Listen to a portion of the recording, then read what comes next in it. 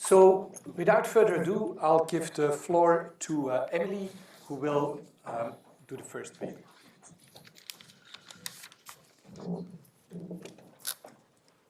Thank you for the introduction, Pieter, and I feel honored to be the first presenter of this Last Rise conference. But actually, it should have been my colleague Asri who should have been standing in front of you. Unfortunately, she couldn't attend the conference, so I'm stepping in. Today, I'll present to you joint work with Asri, my colleagues Bima and Daniel on selecting teachers in Indonesia. So the Indonesian government has been aware that the quality of their teachers has to be improved. So in 2015, they assessed all of their over 3 million teachers with this national competency test, and on average, their teachers failed. So they scored below the passing threshold.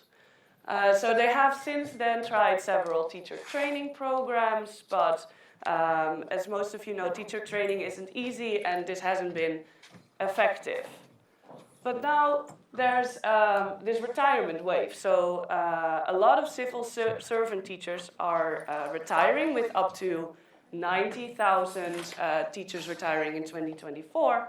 So this generates an opportunity for the government to replace these retiring teachers with more effective ones.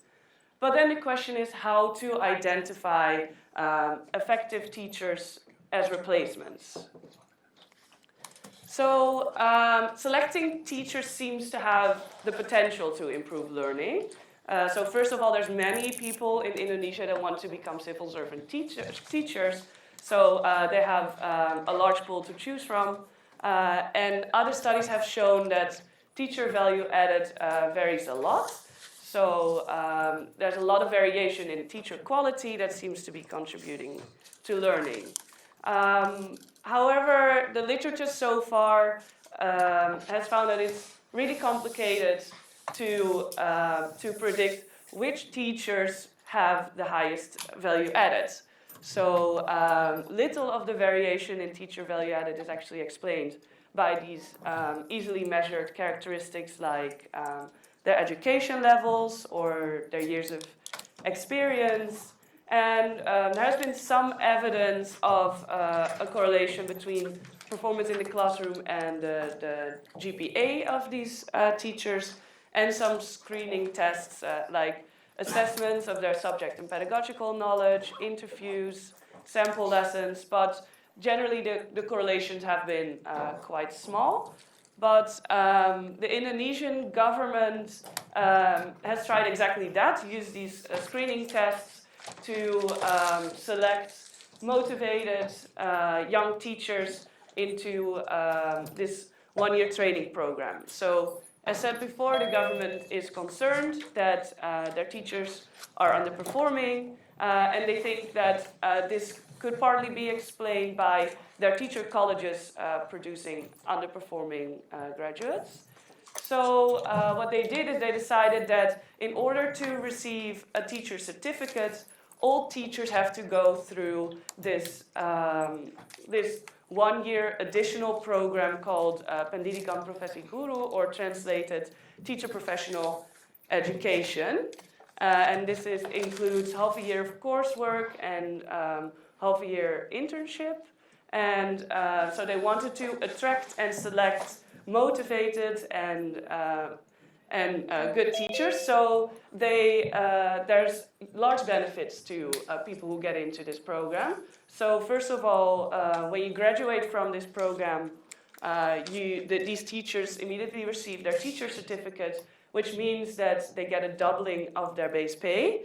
And it also makes it easier for them to become a civil servant. So they have to do this test if they want to become a civil servant, and they automatically get the full score on the teaching part of this test if they graduated from the PPG program.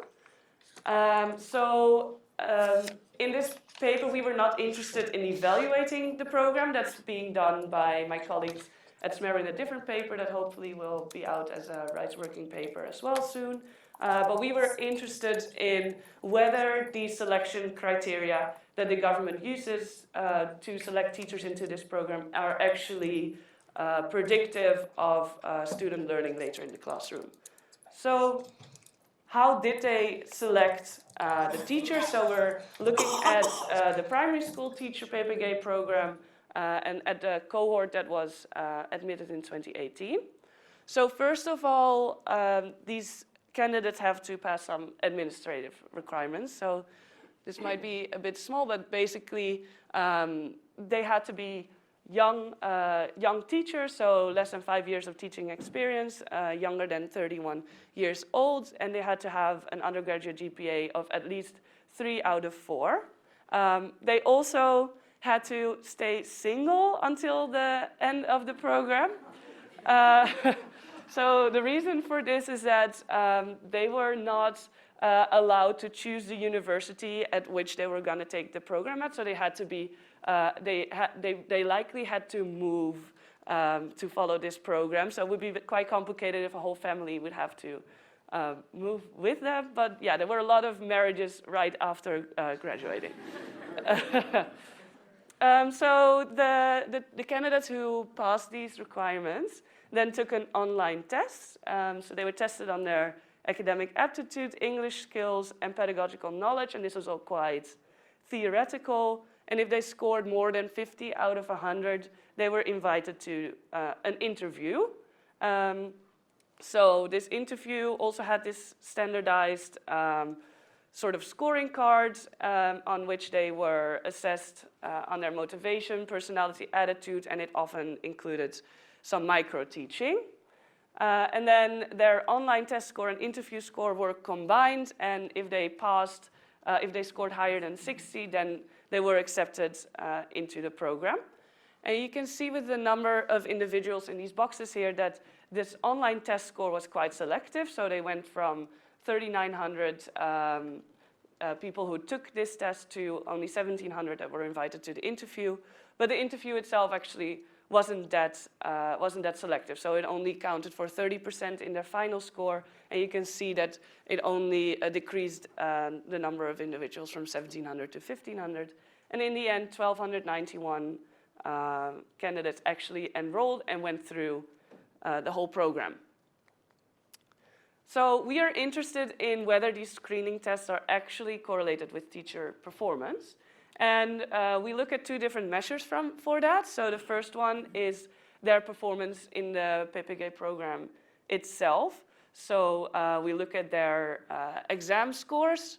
So they took 2 big exams. The first one was a knowledge exam. So they were again tested on their pedagogical knowledge, on how to create assessments, and also subject knowledge. And they also had to take this teacher practice exam. So they had to prepare and implement a lesson in front of people that were not their own mentors. So these were usually teachers from other universities that were offering the program. So we have this data for all the teachers, but my colleagues at SMERO also tested the students of a subset of these teachers 2 years later. So they selected 7 universities, and this is mainly, so these are the universities that are located on Java Island, so that the costs of the data collection were within budget. So they tested 1,620 students that were taught by 114 teachers that graduated from this program, and these teachers were now teaching in various grades in primary school.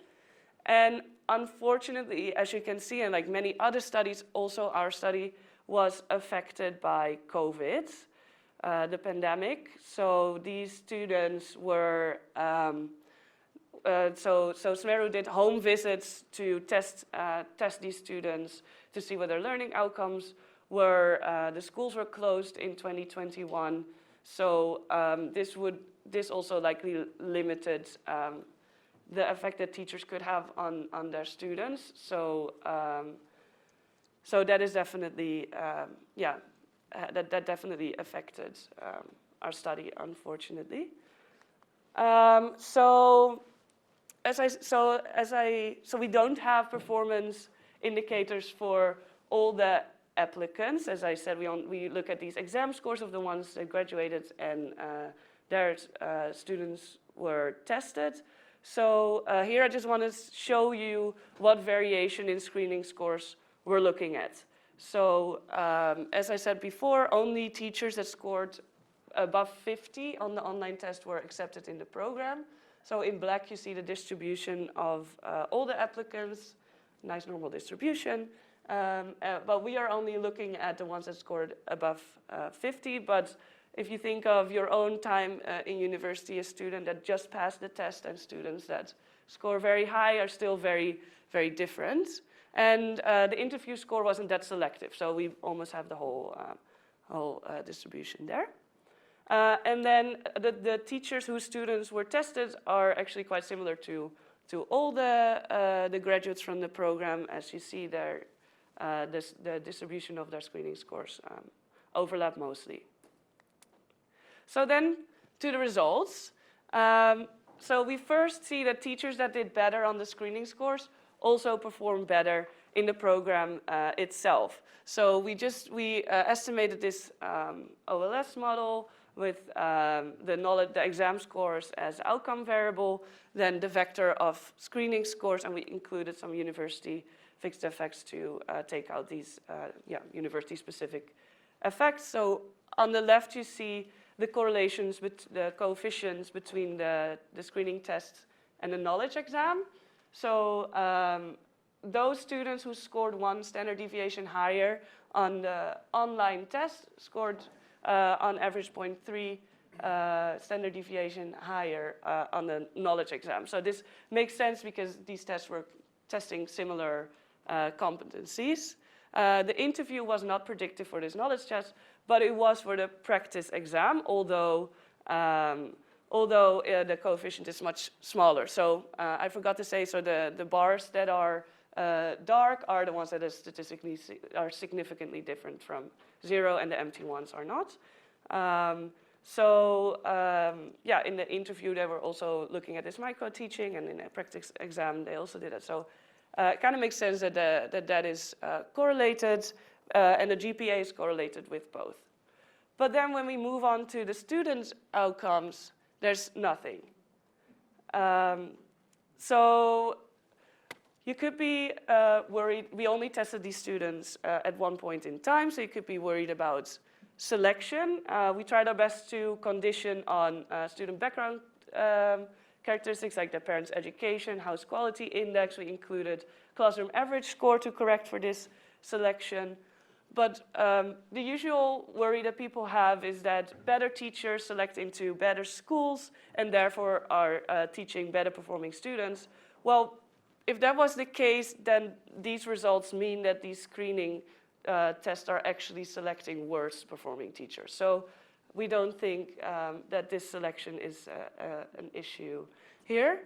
And we also looked at the correlation between these exam scores and student learning, but there's also nothing there. And we have quite precise 0 coefficients, so there's really no association between these tests and learning. So another way of, sorry, am I in time? Okay. So another way of showing how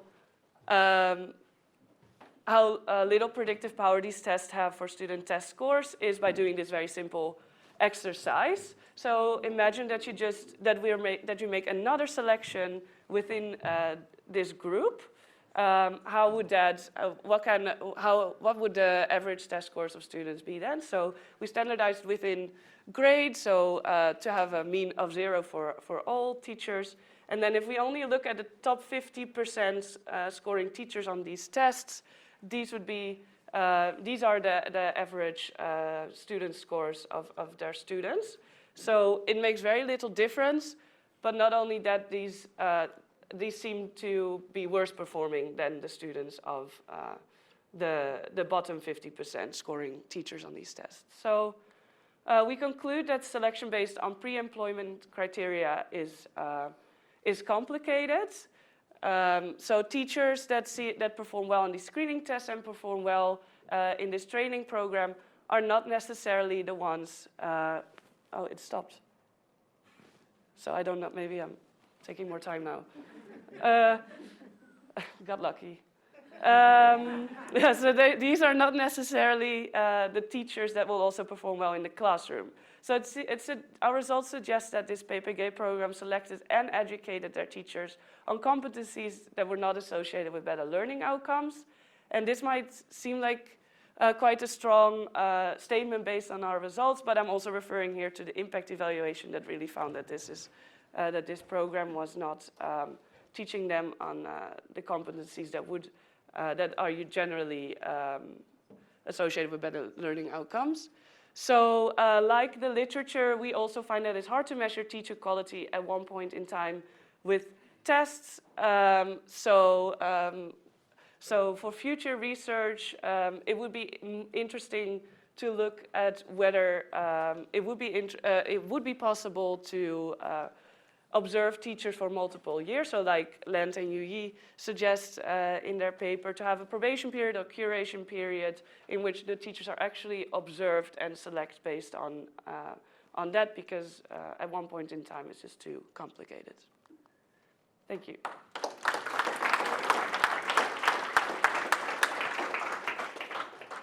Thank you, Emilie. That's wonderful. So we're now switching to Sharnic, who's going to present online. Can you hear us? Sharnic? Hi, everyone. Can you hear me all right? We can hear you. Oh, sorry. Okay, so from the moment we can see your slides, yeah, they are coming up. You can start, and we'll if you don't mind, I'll remind you of 5 minutes before the end, because we try to keep the timing sharp. So over to you. Thanks very much. Thank you. And thank you for the opportunity to present this research here. So this is a joint work with Dr. Alejandro Ganimian from NYU and New York University, and Dr. Shwetlena Sabarwal from the World Bank. As the title suggests, in this paper, we show that teachers in South Asia overestimate the performance levels of their students. Next. You can actually have all of the bullets come in together. That'd be great. Thank you. We know that there is mounting evidence pointing to the fact that teachers in low and middle income countries rarely cater to the needs of low achieving students in their classrooms. Most children cannot perform basic tasks in literacy and numeracy despite being enrolled in schools for long enough. This suggests that they do not learn adequately in their classrooms. The learning levels often remain flat, and the gaps in performance between the low and high achieving students are rarely remedied as they progress to higher grades. We also know that teachers rarely engage in differentiated instruction in absence of external interventions that specifically ask them to do so. As you can see, the prevailing explanations for why we see this in our classrooms suggest 3 key mechanisms. One, the curriculum that the teachers are expected to cover is too ambitious, and teachers are often expected to rush to complete it. This often leaves low achieving students behind. Next, teachers see little payoffs from investing in low achieving students, since they believe that parents are likely to pull their children out of school if they do not show promise. And finally, teachers' accountability mostly rests on their top performing students scoring well on high stakes exams, so the teachers' focus mostly remain on top of the distribution. Next.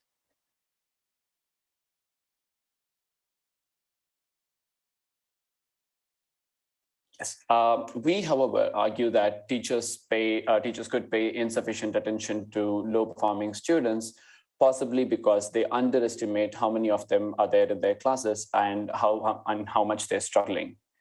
We use data from student achievement levels measured by their performance on standardized tests in math and language, and teachers' estimates of their students' achievement level, to show that, one, teachers underestimate the share of low-scoring students in their own classrooms. Two, they overestimate the actual scores of these students in absolute as well as relative terms with respect to the within class distribution. And three, they vastly underestimate the within class variability in these test scores. Our findings are from two studies, one from India and another from Bangladesh. In study one, we used the data from a randomized evaluation of a teacher residency program in Maharashtra, India. We used the data only from the control group of this RCT since we did not want the program to be affecting our analysis anyway. In study two, we used data that we collected in Bangladesh to understand the extent to which these patterns that we saw in India were present in another school system with similar institutional features. Next. Next slide, please. Oh, sorry. There seems to be a lag in what I see and what you guys see. So we can go back to the previous slide. It should have two panels. Yes, this is the one. Thank you. We see that teachers misestimate the share of low and high achievers in their classrooms. They also overestimate the scores of low-scoring students, that is, those in the bottom tercile of the national achievement distribution, and underestimate the scores of high scorers. If you look at panel A to the left, it shows the estimation of shares at a classroom level. On the x-axis, we group students by the tercile they fall into the national achievement distribution. And on the y-axis, we show you the percentage of school students who actually were there in that tercile and who were estimated. So as you can see, teachers have underestimated the shares of low achieving students in the lowest tercile and overestimated the shares of students in the highest tercile. In panel B to the right, we show the gaps in the estimation, which is the difference between the actual score that individual students scored on the test and the estimated scores that the teachers provided us for these individual students. So this is at an individual level, averaged across the entire sample. On the x-axis, we again group students similarly to the panel on the left, where we group them based on the tercile they fall in the national achievement distribution, and on the y-axis we show you the sample average for the gaps between actual and estimated scores. So as you can see here, teachers have overestimated the scores of low achieving students by about 27 percentage points and underestimated the scores of high achieving students by about 9 percentage points. Next slide, please. We see that most teachers overestimate the performance of their students across the entire distribution. In both panels, we show you the distribution of differences between students' test performance and teachers' estimations. On the x-axis on the bottom, we show you the difference in percentage point terms, while on the x-axis on the top, we show you the differences in standard deviation terms. So we find that about 85% of the differences in India and about 60% of the differences in Bangladesh are positive, meaning they fall to the right of zero. And this indicates that most teachers have overestimated the performance of their students. And next. We also see that the magnitude of these misestimations of students' test performance is quite large. How do we know this? The graphs in both panels show the scatter plot between students' actual scores on the y-axis and teachers' estimations on the x-axis. The solid line is where all of the dots should have been had the teachers made perfect estimations. The dotted line shows the actual linear fit.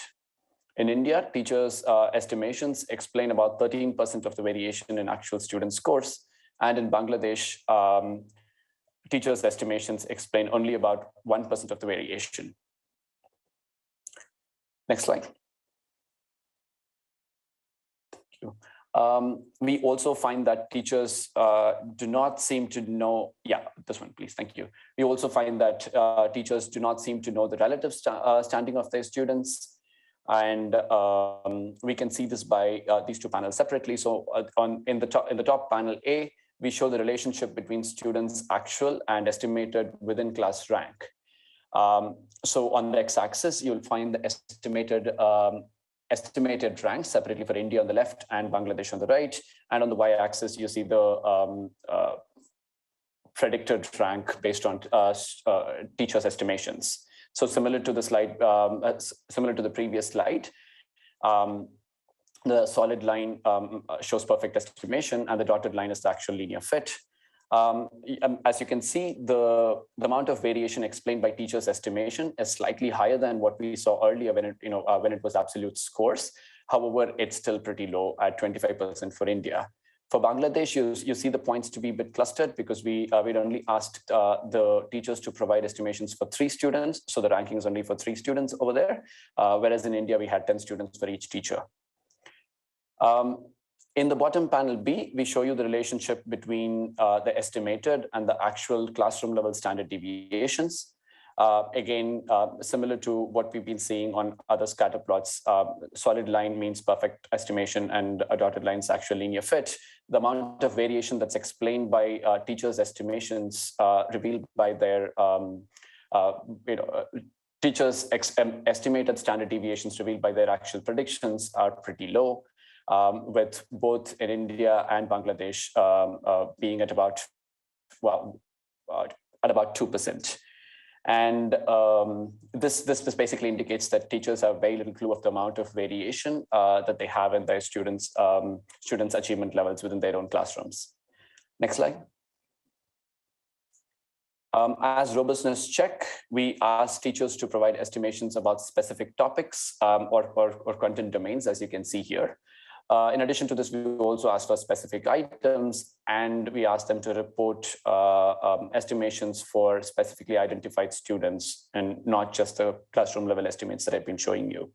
In all of these cases, we found that the estimations or the accuracies in these estimations did not improve. In this figure, we show the percentage of students actual and estimated by different content domains in math. The gray bars show the actual percentages, and the light gray bars, the dark ones show the actual percentages, and the light gray bars show the teachers' estimations. We see that teachers overestimate the performance across all the domains. Next slide, please.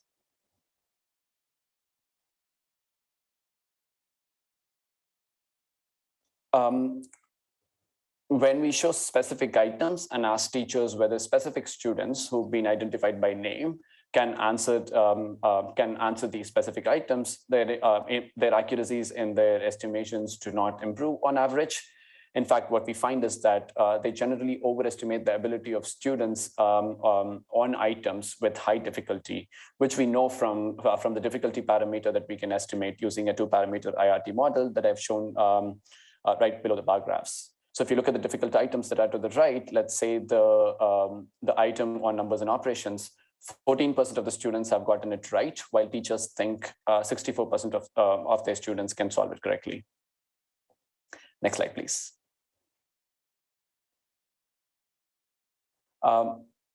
Yes, we can get all the bullets out. Thank you. We looked at potential mechanisms that could explain inaccuracies in teachers' estimations. We found that teachers were not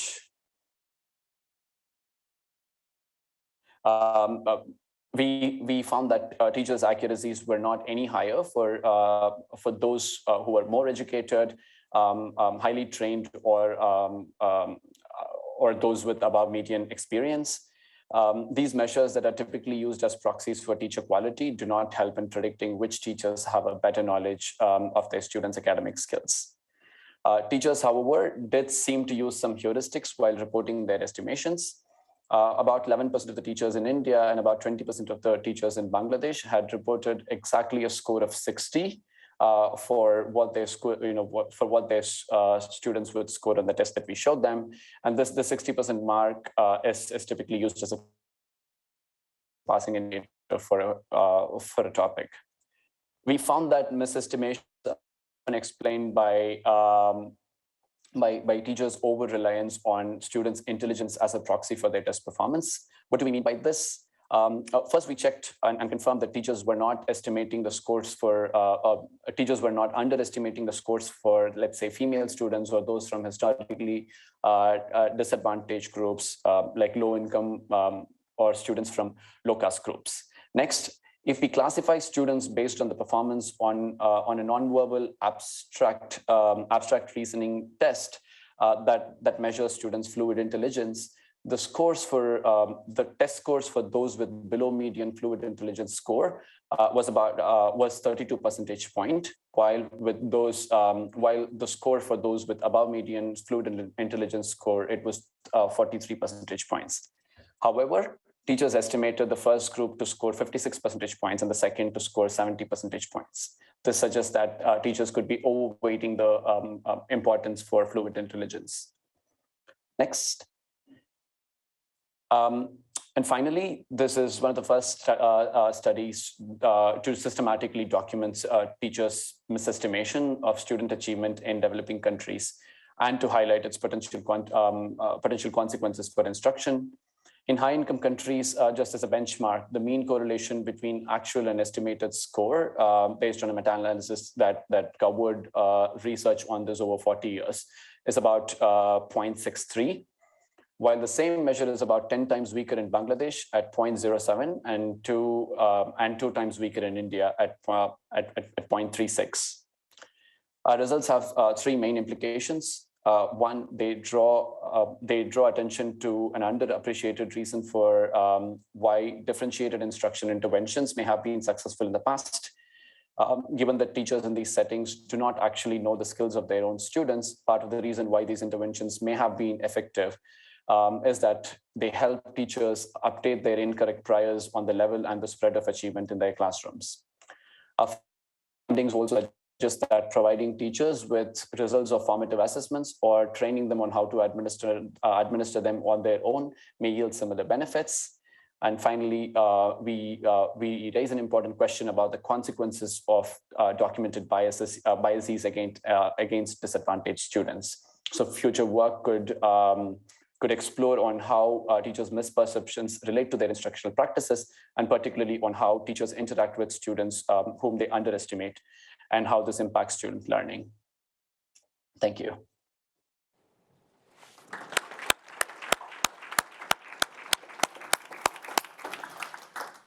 Wonderful, Sharnic, and thank you for sticking to time. So the next speaker is Andy, and I think, so please, and Jacqueline is joining us remotely.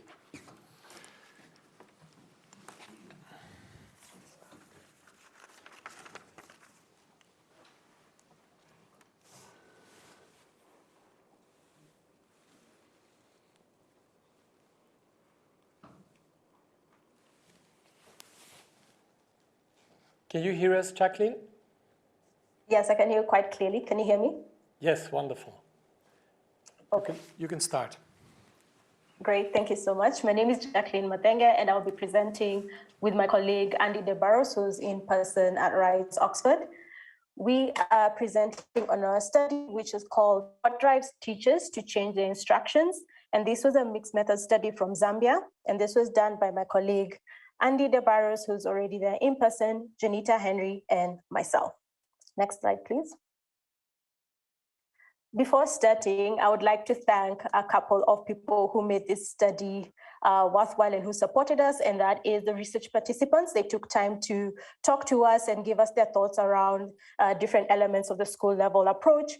We also like to thank our funder, the GP KICS, and our various partners who have been supporting us in the study. Before I start, which we're about to do, I'd like to point out that the research findings, interpretations, and conclusion expressed in this presentation are entirely those of the authors, myself, Andy, and Junita. Next slide, please. So what did we do in this study?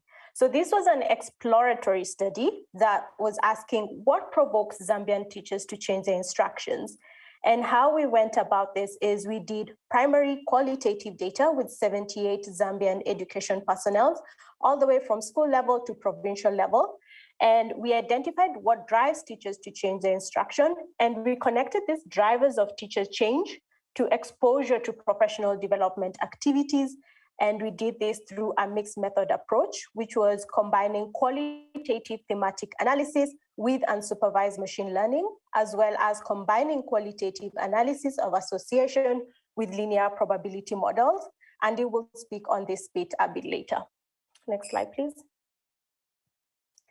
The study results highlighted the potential of a school-based teacher development as a means of altering instruction in developing country settings. And when you think of school-based teacher development, there were two elements. There's the initial off-site teacher training, which may be best positioned to promote new teacher skills.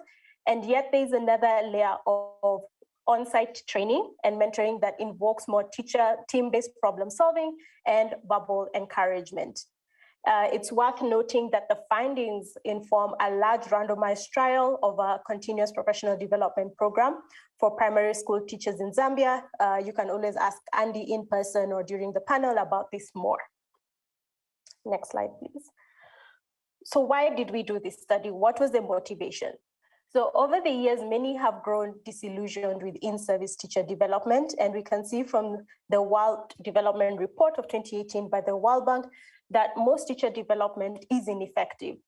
And furthermore, next slide, we also see from the Global Education Evidence Advisory Panel by the World Bank 2020 that the most common form of in-service teacher trainings are a bad buy for policymakers in low and middle income countries. Next slide, please. So what does this mean? So there's obviously a gap that we're identifying, but there's also research that have started to come up showing promising areas for support. And we can see the first one is teacher mentoring and coaching are promising means to improve instruction and raise student achievement. Second, we can see that teacher development related to structured pedagogy can be an impactful tool to improve teaching quality and student learning. And thirdly, the teaching content that allows instructors to adjust their classes to student learning levels rather than focusing on age or grade level can boost learning. So we can see there are promising areas on teacher support, but as you can see, the piece that is missing is how. How do you best support teachers? Next slide, please. So here in our study, we looked at what drives teachers to change their instruction and ask how to do this at scale. So the first question, what drives teachers to change their instruction? And in particular, to what extent do frameworks from US research translate to the African context? And then the second piece, next slide, we looked at how do we identify in-service teacher development associated with such drivers which remain effective at scale. Here, what we mean is how can we learn from large-scale programs that already run in public school? So these have government oversight, they do not suffer from implementer effect, there's no site selection bias or publication bias. So how do we become effective at scale? Next slide, please. So in this study, we took three main aims, and step by step, you'll see how they build onto each other. The first one is to confirm teachers actually change their instruction. And then the second one was to investigate what drove them to make these changes. And then thirdly, investigate the extent to which these drivers of change are associated with at-scale professional development activities. Next slide. So after going through why we did it, now let's go through our sample context and data. Next slide. We randomly sampled 12 government and community schools from 2 provinces in Zambia. You can see them highlighted in light blue, and that is southern and eastern provinces in Zambia. And within these 12 provinces, 2 provinces, sorry, next slide, we interviewed a math and literacy teacher in grade 3 to 5, as well as their support staff, both from the school level all the way to the provincial level. And in total, we interviewed 72 officials within the Zambian school system. Next slide, please.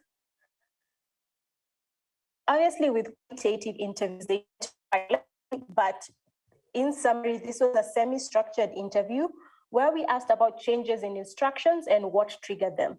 So when it came to teachers or people who actually carry out instructional activities in schools, we asked in the year before COVID-19 crisis, do you think you changed the way you went about your day-to-day teaching in the classroom? And if so, how? For those who support teachers, we asked in the year before the COVID-19 crisis, do you think your school teachers went changed anything about the way they do their day-to-day teaching in the classroom, and if so, how? So we made sure to identify that this was during the COVID era and changes that were not related to COVID, but more within the system of the education structure. I'd like to pass it over to Andy now. Andy, please go ahead. Jacqueline. I'll go over the analytical strategy now and then walk you through our results.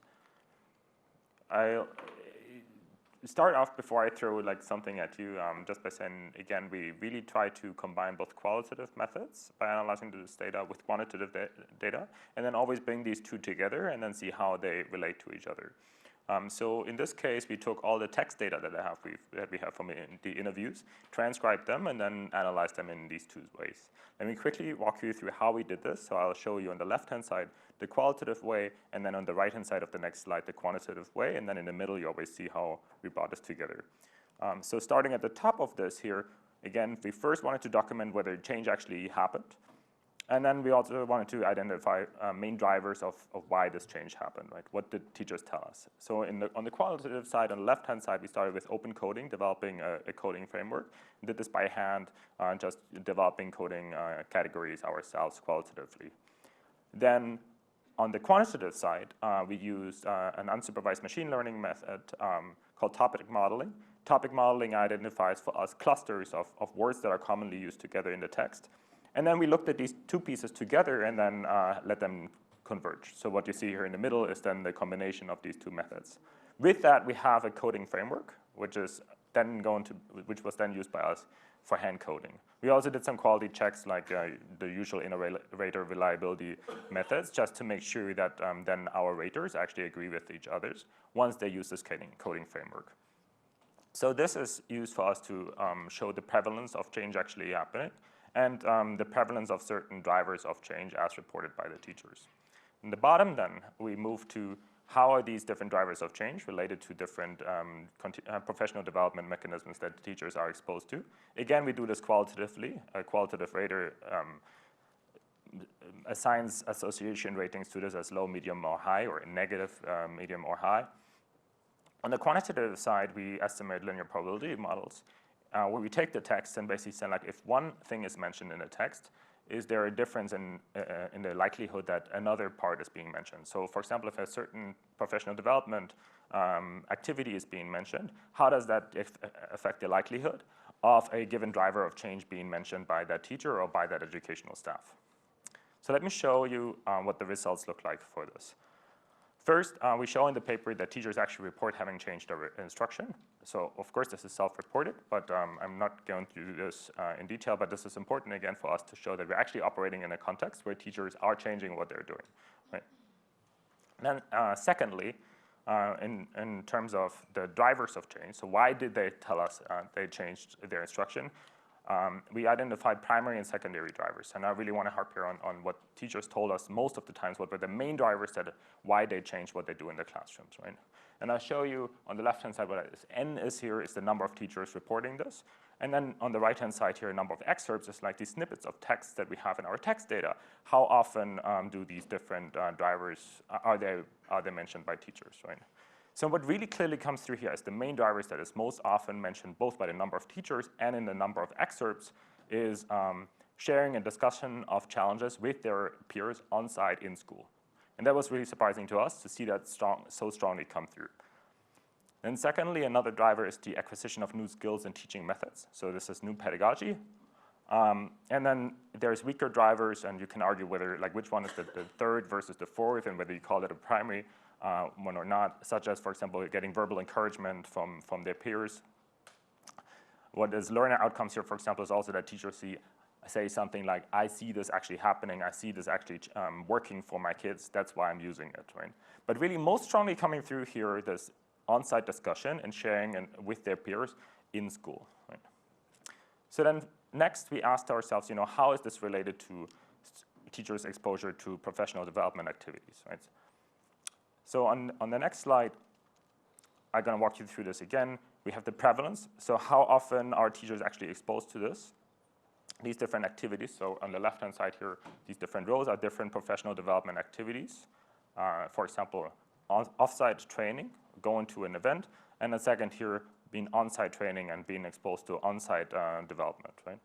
Then what you see here as a heat map is for each of these 3 top drivers that I mentioned here. Especially, I'm going to focus on sharing and discussion of challenges because this was the one that came through most strongly. How is that related to these different professional development activities? So we're going to focus here on the left-hand side, sharing challenges in the top left quadrant, right? And I highlight for you the difference between off-site training and on-site engagement with peers, right?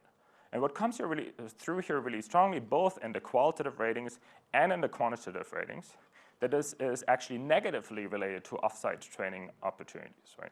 So when in the quantitative side, for example, the interpretation that you have here, if a teacher mentions that they were exposed to an off-site training opportunity, they're actually about 15% less likely to, in that interview, also speak about something like sharing challenges and interacting with their peers meaningfully together, right? Whereas on the on-site training, this is really what's happening and what's the main driver here, both through like the qualitative ratings that we assign and the quantitative ratings. And if you compare these two, there's about a 50% percentage point difference in this being mentioned, right? So what comes here really strongly is like to promote this on-site discussion, we really want to, we should probably really focus on these on-site opportunity. Now, if you go to the right-hand side of the table, however, when teachers talk about what drives new skills that they're picking up, like new methods, right? This is really then where the off-site training really shines, right? Which then could give you a great idea that you might want to combine these two things, you know, promoting new skills, new methods through off-site activities, but then, you know, really combining them with these on-site activities where teachers engage in these discussions and work together on this. So let me wrap up here with the conclusion. Again, this was an exploratory study that highlights the potential of school-based continuous professional development as our main finding here, as a means to alter instruction in a low-resource context, right? Obviously, it relies on self-reports. We don't have something like classroom observations here. Also, it's very limited in its ability to identify causal effects. It describes what is. It does not describe what should be, right? So in the results, for example, you know, we went in and we thought, for example, you know, engagement with data should be really important, right? Like, we want this to happen. But teachers just don't tell us that this is what they're not using, right? So this is just a snapshot of teachers, what's actually happening in schools, and we need to take it like that. But it's not a discussion of what should be or what could be, right? We also think we make a minor contribution to mixed methods research by this, like, you know, nice comparison of qualitative findings with an unsupervised machine learning method or with this linear probability methods, and just combining them quite nicely. The nerd in me is very excited about that, but we hope really this, rather than just methods, this has a much larger implication that we now want to explore in a large randomized trial together with Teaching at the Right Level Africa, VVUB, and the Ministry of General Education in Africa, as we're scaling a large randomized trial there on the effects of teaching at the right level and its methods in Zambia. And into this trial, we're building a continuous professional development intervention that is really trying to tap into this method of you know, getting teachers engaged together at school and having an intervention that really uses that mechanism to drive change. We're really excited about that. We're excited about that because we really struggle with this question about how to change teaching. And we really know that it's really hard to do that, especially in a context where something like transportation costs are really, really high, where we cannot have mentors come to school, where roving mentors are just not an option. So tapping into these existing structures and getting teachers together, work together, and combining that with offsite training is something that we now want to explore in our ongoing work. Thanks so much.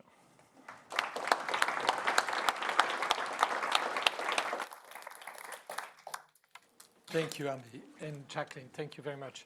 So next we have UAE. Yes. Yep. And she's going to talk us through the role of norms. And the nice thing about going last is that everyone else kind of sets up your presentation for you. I'm Yusrina, I'm a research fellow at the RISE Directorate. I'm going to talk about a project I've been doing about the norms that affect the teaching profession in the Global South. This project takes the form of an asynchronous symposium of sorts, and it'll eventually come up as a sort of an edited volume with interview transcripts and discussant-style essays and a more structured analysis of the interviews, which is what I'm going to tell you about today. Oh, I forgot that I have a clicker. I can locate it. Aha. Thank you, Andy. So right, as I said, I feel like I was sort of set up by the previous presentations because they showed that basically there's a lot going on under the hood, and we need to understand teachers' perspectives a lot better. Specifically, for this project, as we've been doing synthesis of research from RISE and elsewhere, it's really become increasingly clear that education reform often fails to engage meaningfully with sort of the social and interpretive and normative aspects of teacher practice. This example on the screen is one that some people in this room know very well. It's a school quality assurance intervention in Madhya Pradesh, India. You know, global best practices, implemented well, blah, blah, but didn't really make any change on student outcomes, partly because it didn't take into account the norms in terms of how teachers respond to government directives and the norms of how they interact with government officials. And that was a finding brought to us by a RISE India country research team.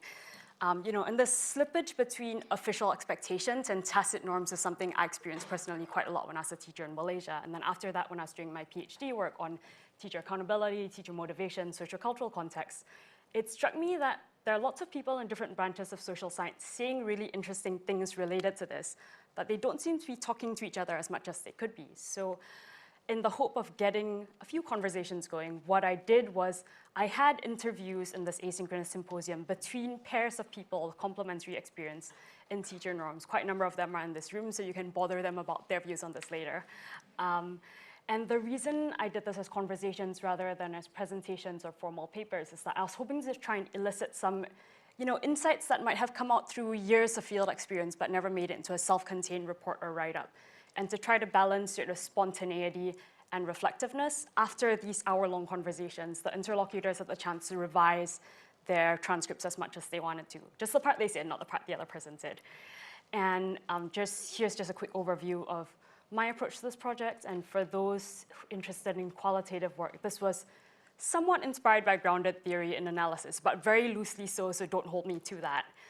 And this is just a background schematic of how I'm defining teacher norms. This is, to be clear, not meant to be a big theoretical statement or like an ontological contribution to theory or whatever. I'm just trying to bring some transparency to my analysis. And you see here that I have two dimensions or distinctions. One is between beliefs and perceptions on the left. So these are more sort of internal, meaningful, interpretive things.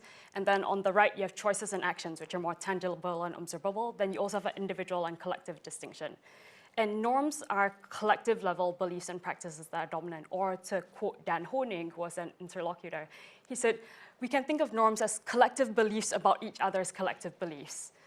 And the reason why I think about norms as beliefs rather than just dominant practices, well, there are multiple reasons, but one is that as Christina Bicchieri, one of the dominant theorists of social norms, who does work a lot in development, she says that we can't think about changing harmful behaviors unless we know the decision factors behind why they're dominant. And I think Sharnic also made it really clear to us that teachers' perceptions and mindsets matter. And actually his co-author, Shwetlena Sabarwal, was one of the interlocutors in this.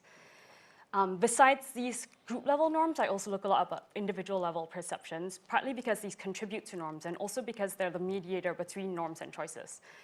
And in terms of beliefs, I look at three types of beliefs, so self, standards, and situations, and all of these are embedded within society. And then I take these different types and I map them onto a framework which becomes the basis for how I analyze the interviews. So there are 4 domains here. Selves are what I value, situations are what can be done in my classroom and school, and then standards are what those in charge, whether the ministry or the school leader or highly mobilized parents or other influential people, what they expect of me. And all of these are embedded within the broader domain of society. So where norms come in, according to my working hypothesis, is that I think norms are most likely to emerge when they're supported with or aligned with different domains. It'll become clear what I mean by this later, but just to say really quickly, this conceptual framework and hypothesis and all come out of 2 main sources. One is the interviews themselves. So after my initial round of coding the interviews openly, one recurring theme was that teacher norms are really profoundly shaped by their immediate environments and by their lived experiences, as you see in this quote from Kwame Atiampong. Also, my initial reading of key literature at this point came out in a number of different references. What you see on the screen is by Sadi Lalu. He's a social psychologist who's done quite a lot of applied work in industry, and he argues that the most sustainable behaviors in any social setting are the ones that are supported triply by physical space, internal space, and institutional space. Right, so I know that's been a lot of like theoretical blah blah. So I'm gonna show you 2 concrete examples from the interview. So this first one is from Sophia Siddiqui, who was talking about ethnographic work she did as part of the RISE PET A workstream, which you'll hear about a bit tomorrow, about I think she called it the making of a good school teacher. I'm paraphrasing badly, but in Khyber Pakhtunkhwa, province of Pakistan. And I'm gonna show you an example of a norm that falls in that pink bit. So it's supported by selves, it's supported by standards, but it falls outside of teachers' perceptions of what can be done. So it's likely to be completed, but just superficially. So to start with selves, so Sophia was saying that teachers have multiple identities. They expect themselves to be good teachers, they expect themselves to be good bureaucrats, but they also have these societally driven identities. So whether that's related to things like being a working mother or aspirations to climb the socioeconomic ladder. And just to complicate things for fun, well, also for realism, even the occupational identities like being a teacher are also driven by social-religious ideals, right? And the problem is that all of these competing identities often end up taking time away from each other because teachers have limited time. And then when it comes to standards, one set of standards that the government expects is that there are these performance evaluation reports used to file for promotion. And they require judgment of things like judgment and sense of proportion. The problem being, these are completely open-ended criteria, but they give you literally one line on the paper form to fill them in. And another problem being that teachers know based on other administrative documents and on just accumulated experience and observation that in practice promotions based on seniority. So what happens is that, well, as you see on the screen here, when Shwetlena asks, so senior teachers, how do you fill this in? They say, we just write good, good, good. Who has time to unpack what any of this means? So it's done it has to be done because you're a bureaucrat, but it's done superficially because you're pulled in all directions and kind of doesn't matter. Right, so this other example, or just to say, this is just a tiny example of Shwetlena's like very, very rich, Sophia's very, very rich paper, which I really encourage people to read. But yes, this other example comes from Kak Leho Sengadi, who is currently a regional coordinator for teaching at the right level in Botswana with youth impact. But she's talking about when she was a novice teacher in Botswana. So, in terms of self, she said going in, things she valued were like innovative teaching, meeting the diverse range of students' needs.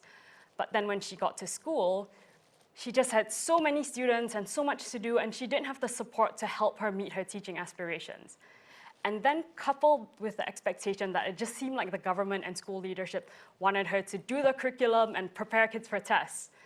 So one norm, again, in this pink superficial box, is finish the curriculum. Even if there's no way to get it done meaningfully, you do it superficially. And even if it comes at the expense of really meeting students' needs, and that's in the gray box because it's unlikely to be prioritized. And all of this is further constrained by other things that affect your perception of what can be done in your situation, like the timetable. And then such that a norm that falls into the middle likely to be done box, because it's supported by selves and situations and standards, is that you just do the minimum you can to get your kids through it. And all of this is, of course, reinforced by larger factors in society, like the fact that the job market is limited, so teachers just stay in the profession. This also means that some teachers, not Kak Leho, obviously, who are driven not intrinsically or not by sense of purpose, but by extrinsic factors, which further reinforces that do the bare minimum norm, unfortunately. And incidentally, this echoes an insight, or shows really clearly an insight from authors like Sadi Lalu, who say that because there are multiple factors pushing toward the same goal, these factors can actually get people who either are new to the setting or who don't actually want to do those things to do them, both of which apply to Kak Leho. Right, so why do I have the slide here again? Anyway, oh, right, okay. So that was illustrating the framework, but then I really wanted to try to validate the framework a bit more, even if I forgot what I was gonna say about it. So to do that, I did 2 things, and the first one is I did a more structured round of coding of the interviews, and this is an example of 4 of the sets of codes I used in this more structured round. So on the left, as you can see, for anything that an interlocutor mentioned as a dominant practice of priority, I coded it for both its content, so like a norm of collaboration, and then how dominant it was. And then for anything that was mentioned as a factor likely to affect a norm, I coded it for what it was about, and then which domain it fell in, and for self-categories within those 4 domains. This is just a snapshot of one of the things, like for everything that was coded as a norm that was very likely to be done, there was reasonable support for my hypothesis in that all of those involved either formal or informal standards, and they also were co-coded with standards, with situations of society or both. The slight divergence from my hypothesis is that not all of these descriptions of norms that are likely, or practices that are likely to be done involve teachers' selves. And I actually think that's mostly a data problem because most of the time my interlocutors were speaking as third-party observers rather than as teachers' selves firsthand, and maybe they just didn't want to be presumptuous. But anyway, so partly to try to get at that data problem and partly just to test my hypothesis more rigorously, I did a bit of a literature search to see what that would throw up.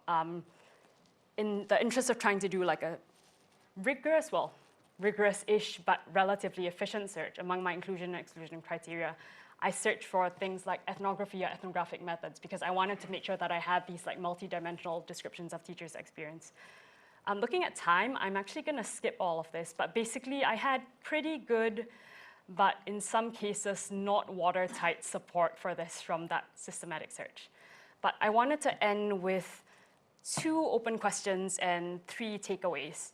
So one open question is that besides this thing about being supported by multiple domains, I really wonder whether how clear a practice or priority is might also affect what becomes dominant or not. Because if you're being pulled in lots of different directions, it seems pretty plausible that how clearly specified those practices or priorities are, or how clear the outcomes are, might incline you to do them more, even if they're not necessarily what you care about the most. Unfortunately, that sounds plausible, but I think it's a bit less plausible that my interview data will let me investigate this rigorously, but I'm still wondering. Another thing I'm wondering is whether I should reconceptualize how I've mapped societal influences here.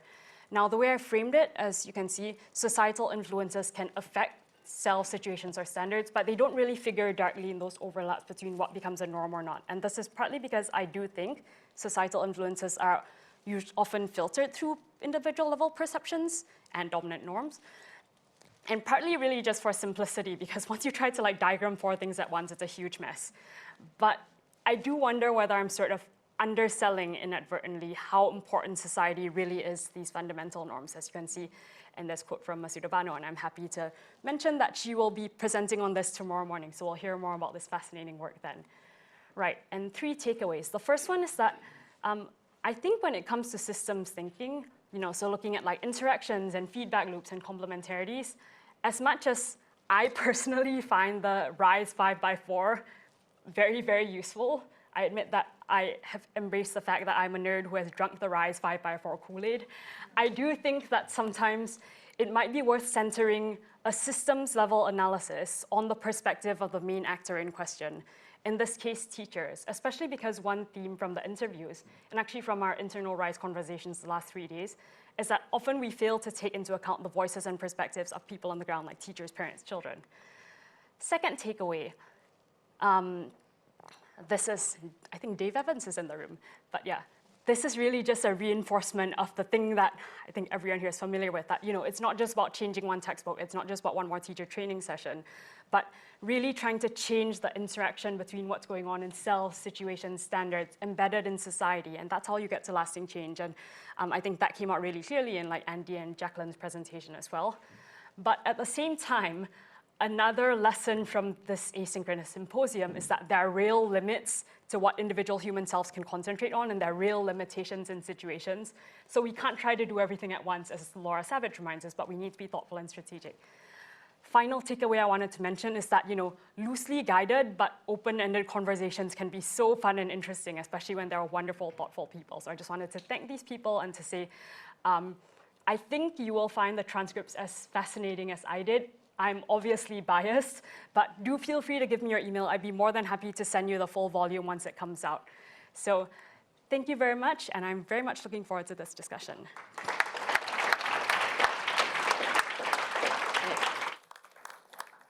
Thank you, UAE, and everyone for very stimulating presentations.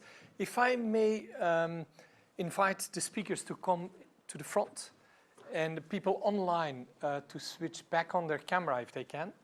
And then I should use the occasion as well to welcome the people in Abuja. So we have a hub in Abuja who is connecting. And we're going to take questions from in batches from you guys from the floor here.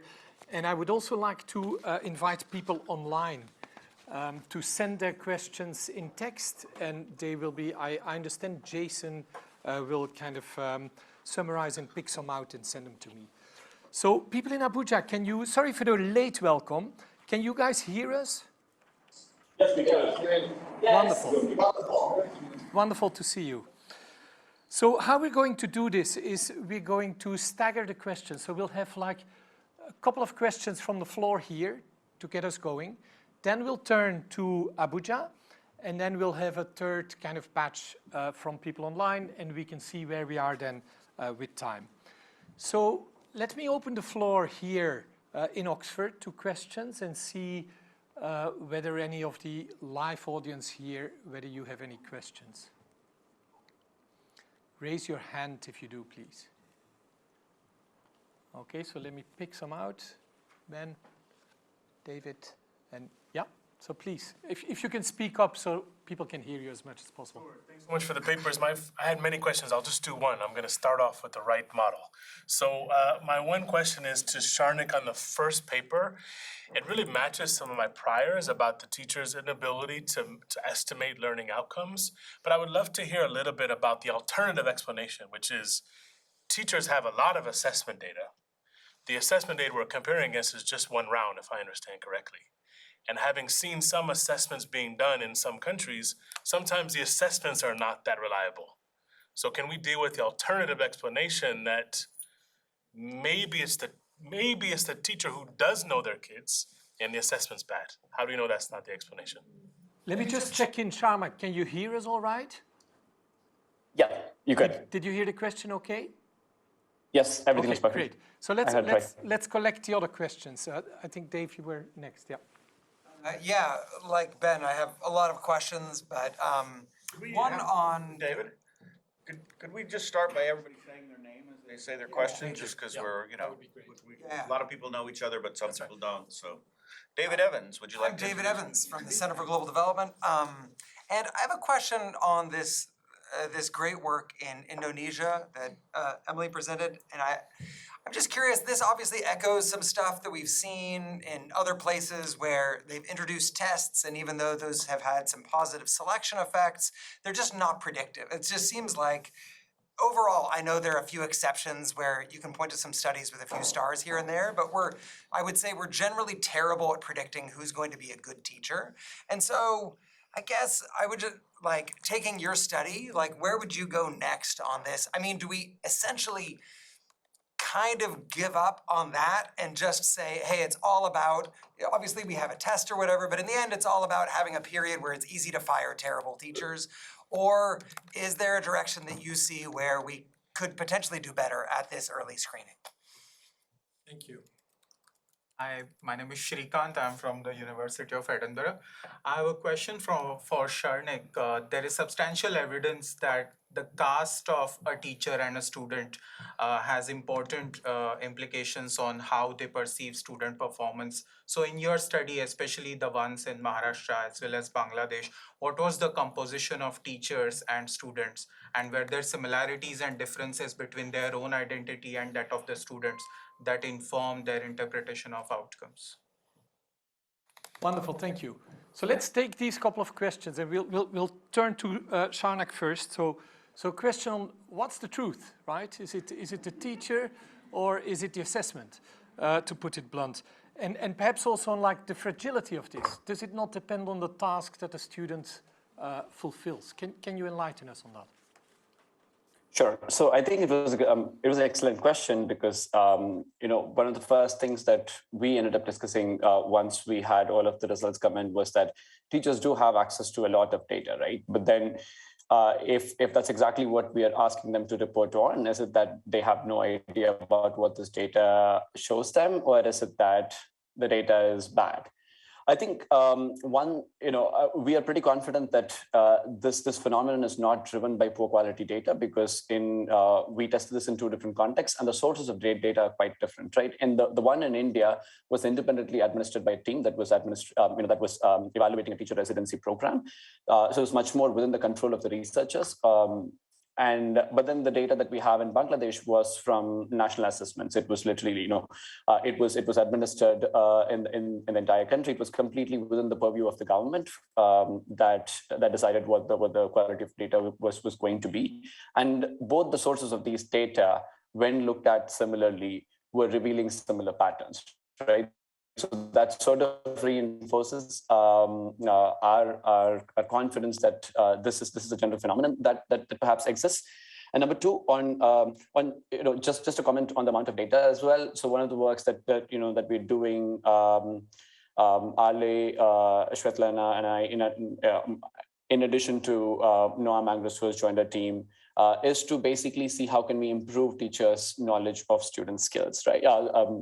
Teachers' knowledge of their students' academic skills by actually making all of this data that they have access to much simpler. If we specifically tell them how many questions in a simple formative assessments that students get it students get it wrong, and if we for instance flag those students who need the most support, does the process of simplifying this information make it any better for teachers to keep track of their student skills? So that's for the first question.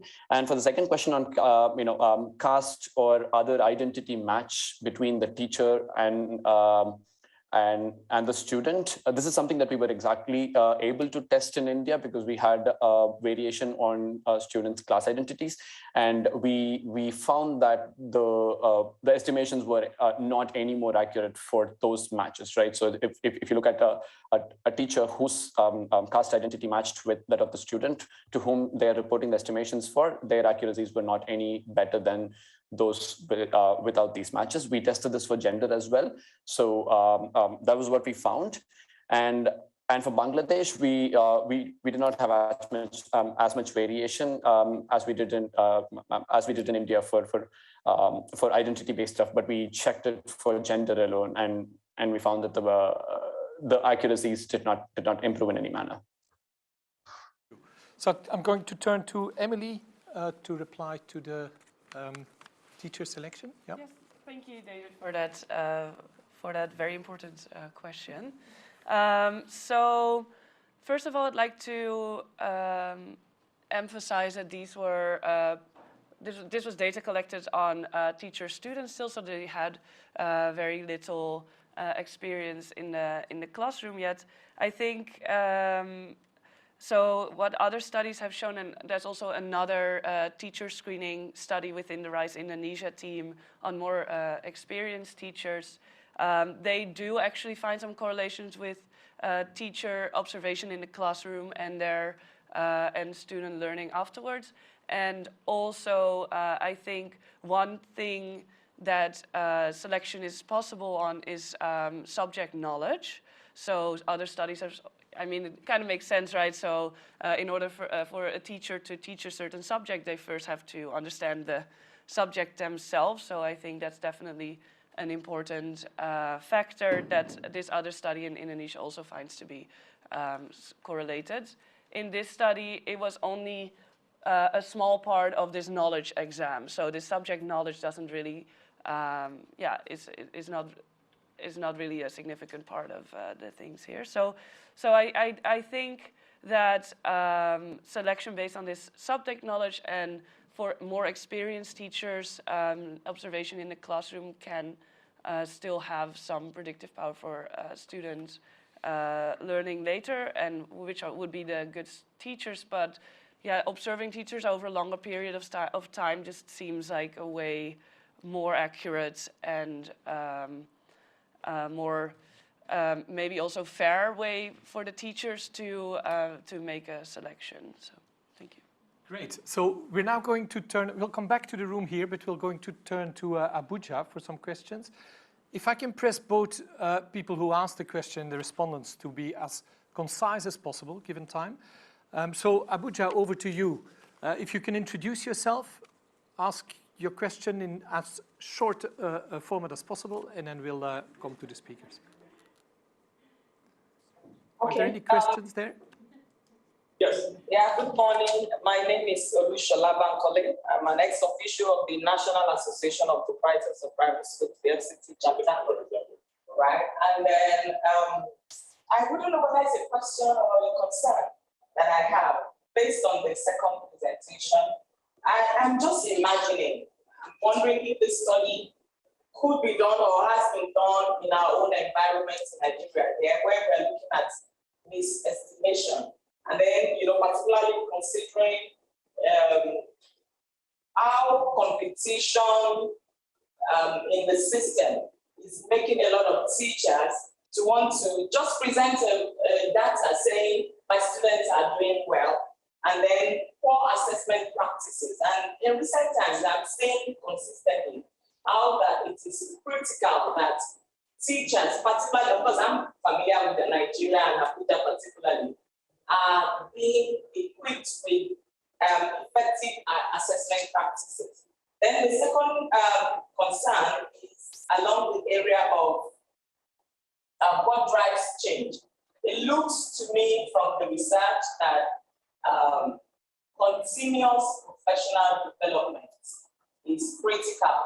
And when a teacher acquires new skills, the teacher is able to it's most often wanting to, making effort to improve, adjust their teaching patterns. So what effort is being made, particularly when these research outcomes are being passed on, what effort is being made? Is this kind of outcome being presented to like Nigerian government to make it, somehow more mandatory for continuous teacher development that are effective to continue to happen? Do you have another question from there? Okay. Yes, please. Good morning. My name is Dr. AK and I'm with the University of Abuja. I have a comment, actually. I've listened to most of the papers and I'll be frank with you, I am intrigued. There are assumptions somehow that in that system, the teacher is highly motivated, the students or pupils also, they are also highly motivated to learn. What about this scenario? I'll be interested if it is also applied to Nigeria, particularly the Botswanian scenario caught my attention because it's close to what is happening here. Statistically speaking, when you have the majority tending towards the particular trend, then it seems to want to represent the entire population. Now we're having enrollment crisis. We have teachers, I don't want to place statistics, I don't want to place percentage, but most of them in the faculties of education, the colleges of education, they are not qualified to be there. They found themselves there by accident. Some of them in terms of English, in terms of maths, don't have anything to write about them. Now they are exported into the industry to go deliver content while they themselves are deficient. How do you bring it into these 4 papers that have been presented? Because I'm interested in what's happening here in Nigeria. Now that's enrollment crisis in terms of the teaching core. What about the learning constituent? In terms, I'm talking about the pupils or the students. In our experience here, because of political exigencies, just lump kids into classrooms, whether they are supposed to be there or not, just want statistics, so that we have certain kind of output. Now, some of them are not motivated to learn. They're not interested in learning. They're more interested in peer pressure. And when you have these 2 contending factors in a particular ecosystem known as education or a school, the outcome is quite questionable. So I'm interested in seeing this kind of research come apply here. I wouldn't mind even helping out because here we have a crisis. Thank you very much. Thank you. So let me looking at time, I'm going to take these 2 questions and throw the ball to Jacqueline and Andy. Maybe for the first question and to UAE for the second one. So the first question, can you enlighten us a bit more on the what driving change? What is the role of mandatory practices? Can you respond to that? Jacqueline, do you want to have a go?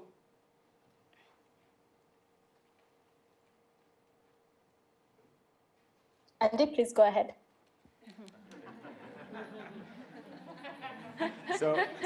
He's in person, it's better for him to answer and then I'll jump in.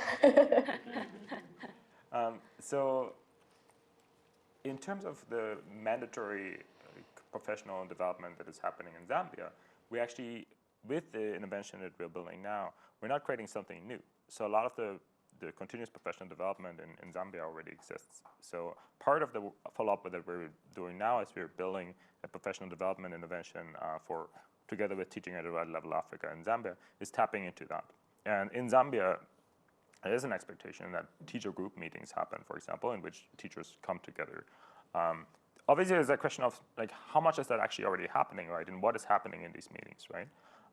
But for me, I went into the study and had heard previous comments as to like, probably this is not happening, maybe this is not having any impact and so forth. I was going into the study and thinking about, a mentoring intervention and something tech-based maybe, right? But hearing from the teachers that this is actually a venue where teachers do come together and that this is actually having an impact of, when and how they're changing their instruction, for me is encouraging. So this is how we completely shifted, and we're now trying to exploit that, right? So there is something that is already happening that is mandatory, and we're now piggybacking onto that. But we're building also other things around that, right? So, and those are voluntary, and where we're building our own incentive mechanisms. We are building additional communities of practice. We're building WhatsApp groups, for example. And beyond the how, by the way, we're also thinking very clearly about the what, right? So I don't think that these communities of practice work if there's not a clear message as to what you want to change, right? And so with Teaching at the Right Level, for example, there's a very clear understanding of the what. And this is what Jacqueline was mentioning before. We know the medicine, right? We know the what. We know something like structured instruction. We know something like teaching at the right level. So this is getting at the how. But we also have a very clear understanding what do we want them to do in these communities of practice, for example, in week 2 of the school year. In week 2, they work on grouping and assessments, for example, in TaRL. So therefore, in week 2, we want everything in that community of practice be focused on that, right? So it's this combination, not just about making it mandatory and making it that is happening. It's also about the what and giving very clear messages as what we expect them to do during that week in the school year. Wonderful, thank you. So maybe I'll turn to you, the question on motivation, which I see as like, how do you translate this into the empirical side, right? How do you contrast your structured thinking with what's happening on the ground? Can you enlighten us what the ways forward are? Yeah, the immediate answer to that is, well, I ended with 2 open questions. This could well be another open question. It will be something I would love to iterate on. But I think circling back a bit, Doctor, I really do thank you for your comment, because I think the sorts of complexities you raised, to me at least, but again, I know I'm biased, like reinforce in my mind the value of these frameworks that try to really get at all the different levels and different interactions affecting teachers' experience and different kinds of constraints, like you talked about, like motivation and access and resources. Although I apologize, I couldn't hear all of your comment. I will also caveat that like I have no pretensions to the data in my interview being comprehensive in any way. Given the number of people who I interviewed who are in this room, it's very obviously not a non-random sample. I had certain benchmarks in mind for proportion of people I wanted who were from developing countries themselves, proportion of people who had teaching experience firsthand, and gender balance, but I knew that there was no way I could be comprehensive. So again, hearing your experience in Nigeria is very valuable. And if you're open to, as you mentioned, looking into this further and thinking about this together, yes, please do look for my email. I'd love to be in touch. And thank you again for that comment. Wonderful, thanks very much. I'm looking at time, and unfortunately the painful thing we've got to live with is that time is constrained. So I know there's many more questions. I'm going to try to stimulate and invite you to follow up here in Oxford. We're gonna get coffee now. Online, please don't hesitate to contact each other, right? Because this is continuation of a discussion. So to zoom out for a minute before we take a break, I think the wonderful thing about a program like RISE is that it doesn't shy away from the difficult questions. so often in academic research, and I've certainly been in my capacity as an academic, have made these mistakes as well. You look for the keys under the lamppost. And so often we make that mistake, right? And I think RISE has been very brave in looking around in the darkness. But of course, the consequence of that is that you only make partial answers. You come up with partial answers. You often raise more questions than answers. And I think this session is deliberately one of these sessions where we know a lot about teachers. And maybe some of us thought, gosh, what else can we do? I think we kind of document here that there's a lot more to do. If this would be the end of RISE, I'm in full denial. From a research perspective, there's much more to do. We're getting our questions better. So I think on all the issues that were discussed, on admission, on selection of teachers, there's much to do. On understanding how teachers make beliefs, form beliefs about their students, there's much to do. On how change comes into being through a system, we need to know more. And then, of course, on the last part as well, on motivation, it's a topic I've kind of worked on as well. It's really hard to do this empirically. And so to think a bit more about how we structure our thinking, that's already very helpful. We still have a long way to go, but we're making much progress on kind of understanding how this works. So I would like to invite you to take a break, and at 11 sharp, we'll start with the next section. Thanks.